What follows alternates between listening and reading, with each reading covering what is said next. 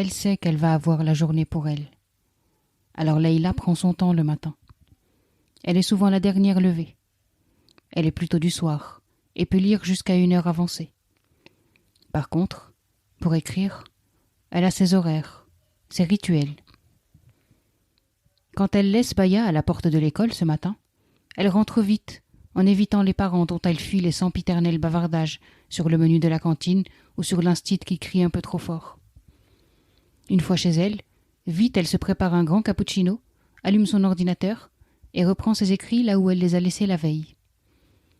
Il y a un peu plus d'un an, elle a tout arrêté de ses activités de correctrice dans une maison d'édition pour se consacrer à sa passion, l'écriture.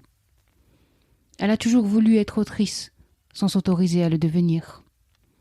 Mais à force de corriger des manuscrits plus ou moins bons, voire carrément mauvais, Leïla en a eu marre de chouiner auprès de Nicolas le soir en rentrant du travail.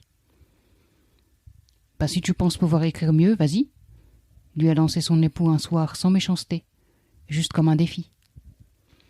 Elle l'a pris comme une provocation. Elle a mis quelques mois à passer à l'action. Et puis un matin, elle a parlé d'émission. Au boulot, on s'en est étonné. On lui a demandé pourquoi cette précipitation. Elle est partie sans pression, plutôt avec contention.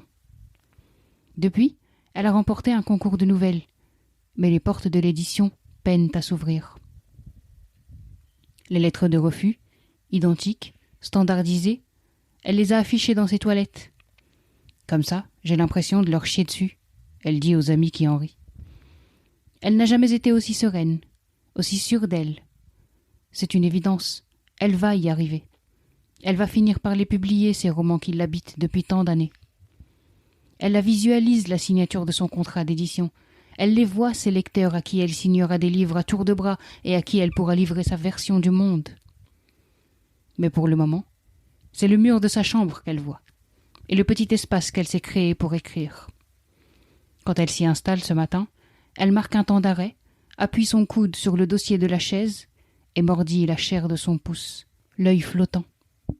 Et puis elle se lève, retourne au salon, cherche des yeux son téléphone, le trouve dans les bibliothèques et retourne lentement vers sa chambre, le nez sur l'écran. « Bonjour, serait-il possible d'avoir un rendez-vous cette semaine ?» En appuyant sur « Envoyer », elle se demande si Baya acceptera d'aller voir la psy. Ce matin-là, Leïla a du mal à se concentrer. Elle a la tête ailleurs. Elle entend les mots de Nicolas, la porte qu'il a claquée, les pleurs de sa cadette, et elle se sent désarmée. Elle tente bien de se couper de ses tracas, mais c'est peine perdue. Alors elle se lève, fait crier le parquet en repoussant la chaise, s'habille en hâte et quitte l'appartement. Il n'y a que la marche qui peut stopper ce flot de pensées qui lui brouille l'esprit et gèle toute inspiration. Elle rejoint la rue de Tolbiac à grande foulée, reprend une respiration plus sereine et s'installe à la terrasse du café juste en face de la fac de droit. Elle les a fréquentés 2 ans, ces tours comme des cubes qu'un enfant aurait posés les uns sur les autres. 2 années suspendues, irréelles, durant lesquelles Leïla a noué des liens solides avec certains camarades et s'est bien moins intéressée au code et aux lois. Son 2e cappuccino vite avalé, la jeune femme reprend sa marche en sens inverse, atteint le pont de Tolbiac et rejoint sa rue. Elle balance son imperméable à l'entrée et retrouve plus apaisée les écrits qu'elle a suspendus. En semaine, elle a pris l'habitude de travailler sur ses textes pendant ses heures immobiles, silencieuses, sans enfant. Un temps à la fois étiré et fugitif, puisque limité. Mais aujourd'hui, rien ne lui vient.